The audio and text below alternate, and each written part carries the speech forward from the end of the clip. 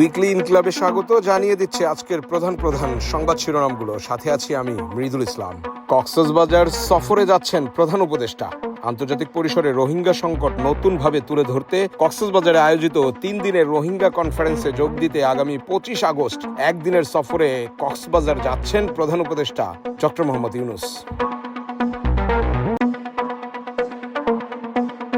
নির্বাচনের কর্মপরিকল্পনা নিয়ে বৈঠকে ইসি। বৃহস্পতিবার দুপুরে আগারগাঁওস্থ নির্বাচন ভবনে 4 নির্বাচন কমিশনার ও ইসি সচিবালয়ের কর্মকর্তাদের নিয়ে এই বৈঠক শুরু হয়।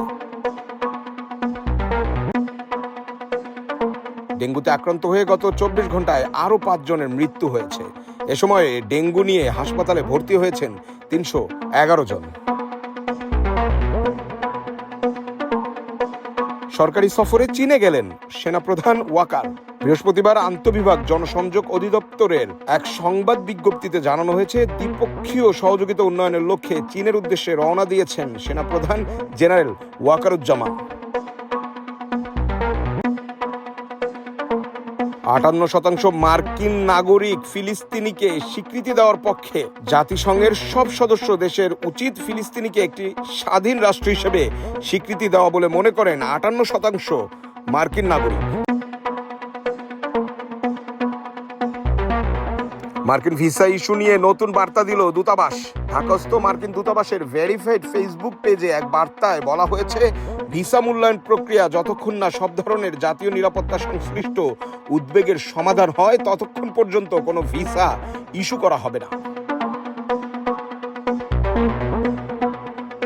গোয়েন্দা সংস্থার কর্মী অর্ধেকে নামিয়ে আনার ঘোষণা তুলসী গ্যাবার্ডের। যুক্তরাষ্ট্রের জাতীয় গোয়েন্দা সংস্থা ডিএনআই এর পরিচালক তুলসী গ্যাবার্ড অফিস পুনর্গঠন ও কার্যকারিতা বৃদ্ধির অংশ হিসেবে কর্মী অর্ধেকে নামিয়ে আনার সিদ্ধান্ত নেওয়া হয়েছে বলে জানিয়েছেন।